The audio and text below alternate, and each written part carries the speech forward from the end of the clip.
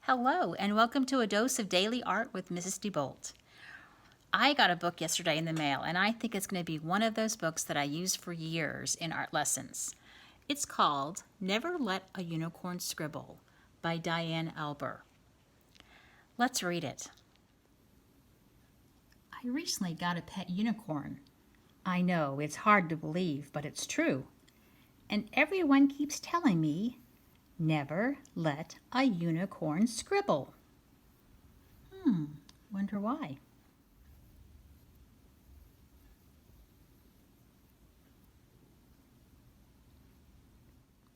Why would anyone say such a thing? I mean, unicorns can run on rainbows. Why can't they scribble?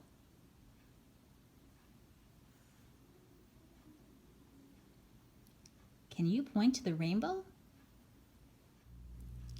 I thought if I gave just one crayon, what could go wrong?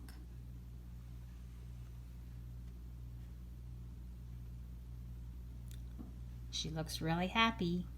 Look at those eyes. Lots of expression. Well, I'll tell you. She ate it. Look at that expression. Look at those eyes. How could you do such a thing? Now, my favorite bright pink crayon was traveling in the belly of my unicorn. This is probably why people are saying unicorns should never scribble. Because they eat crayons. Still looks happy. Then it occurred to me, maybe unicorns don't know how to use crayons. So I gathered all my crayons and I started to scribble. I love how this artist used the grays to show shadows in the unicorn and a little bit of pink. I made a blue scribble, a pink scribble, a yellow scribble, and even a crazy scribble. Now that she could see how crayons worked, I thought I would give her another chance to scribble. I took a teal crayon and placed it right in front of her. What do you think she did? That wasn't part of the story, but I'm kind of curious. Did she learn how to use the crayons right? What do you predict? And she ate half of it. Listen to me, unicorn. We do not eat crayons. We draw with them. But then I realized a unicorn couldn't really hold a crayon like I could. Maybe that was why she kept eating them. I had an idea. Maybe if I tied a few crayons to her horn, that would help her scribble. And within seconds, glitters and scribbles and stars shooting out like water from a fire hose.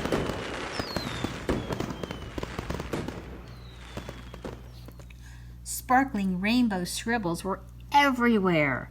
They were on the floor, on the ceiling, and on the walls.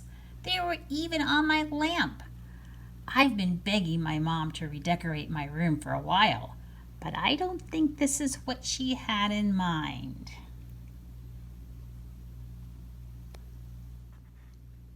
Do you think her mom's going to be mad? Let's find out. Then I heard a noise down the hall. That was it. I was going to be in so much trouble. I popped out of my room and blocked the door. Before my mom could say anything, I started to explain the whole mess she was about to see. Well, it started when I heard never let a unicorn scribble, but I had to find out why. So I gave my unicorn a crayon, and she ate it.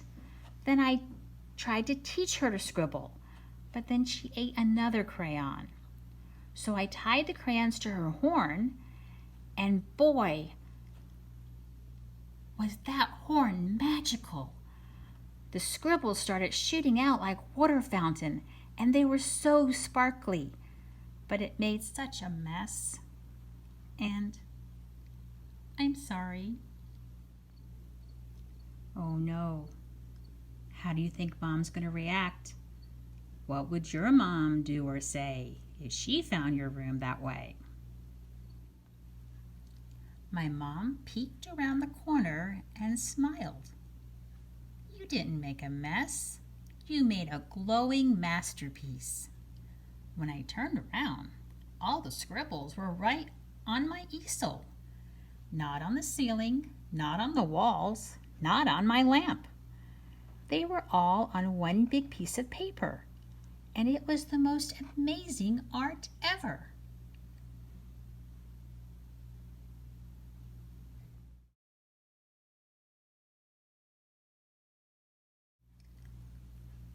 All this time, people wanted to stop unicorns from scribbling. It could be because they ate the crayons, or because it's so messy. But if my unicorn had never scribbled, she would have never learned how to make this masterpiece. So the next time you hear a unicorn shouldn't scribble, just remember, all great art starts with a scribble, and even unicorns have to start somewhere.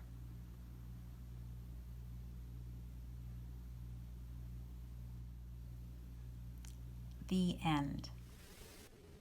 I really like this book. All art starts with a scribble, and even unicorns or cats have to start somewhere. Please don't eat the crayons. They don't taste good. Blech. Makes me think of fur balls. Blech. Draw with crayons and make masterpieces.